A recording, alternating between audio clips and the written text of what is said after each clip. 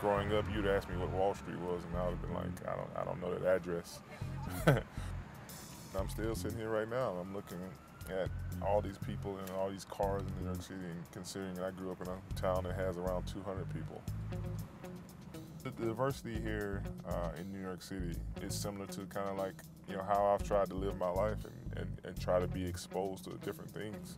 I got an internship here at Goldman, interning in the private wealth division for the summer. That's been a good experience. Obviously, it's a complete 180 to my normal day-to-day life, but I've always loved doing things that people didn't expect me to do.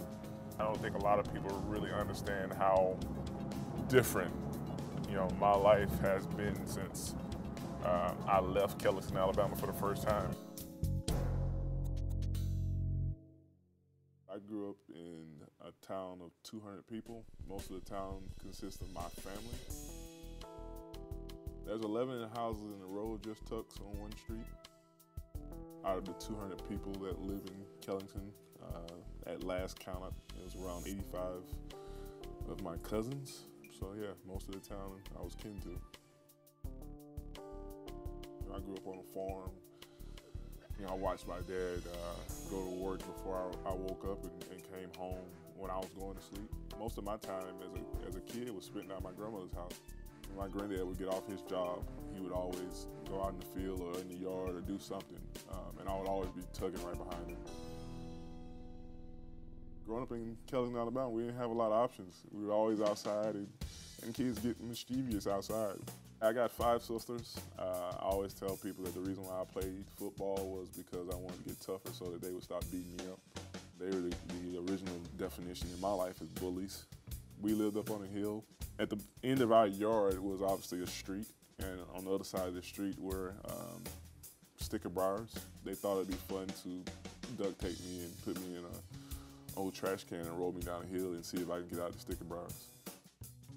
I am who I am today because of my family. I am who I am today because of the experiences I had as a kid growing up in Kellyton, Alabama, of people that challenged me, held me to a certain level of accountability, even at a young age. I don't know this number. Oh my God. Tell us about your friend Justin here. Be careful, I'll be home this weekend. No, it's gonna be this weekend? Yeah, be careful. The guy is just, he's been a big friend to me for a long time. At least 25 years. Man, Chauncey was my road dog. My mom would always say, well, Chauncey knows, like, when I come home, man, I'm still the little rugrat that I was as a kid. When we played football together at Central Coast, it was, we weren't very competitive. But as a high school kid, it was awesome. A great play by Tuck. Yeah, that's number 80. That's who? Number 80, Tuck. We might need to go to the opposite side of wherever Mr. Tuck is.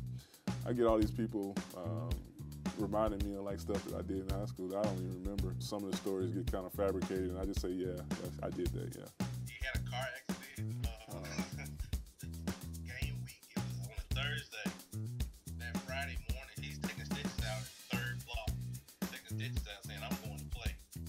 And he went out and had one of the best games, I think, of the season. He had like 2 touchdowns on offense, had like about 30 tackles. Tuck reads it out. See, he told you the legend kind of grows around there somewhere. Wherever he is, he's bitching and he's going toward the football.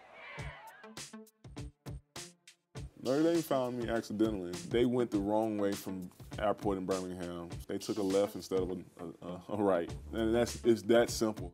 So as we coming out, they noticed that our jerseys obviously is a different color from the team that they had been watching on film. So I guess they said, let's sit down and watch this team play. And I was a scrawny 6'5", maybe 195 pounds, but I'm playing middle linebacker.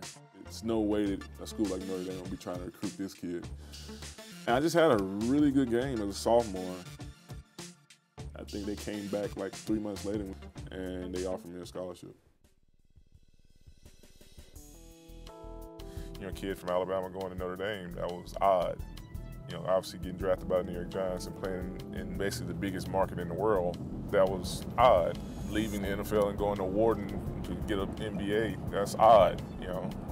So I've always kind of tried to recreate myself, and again, just get as much exposure in life as possible. I've always looked at my life as a book. If I was writing a book, you know, how did I want to build it out? The story today might be completely different than the story tomorrow, and I encourage that. I embrace being a little different than what the norm is for an athlete, or for anybody for that matter. To have made it in a city like this, coming from where I came from, I think that's a pretty good story.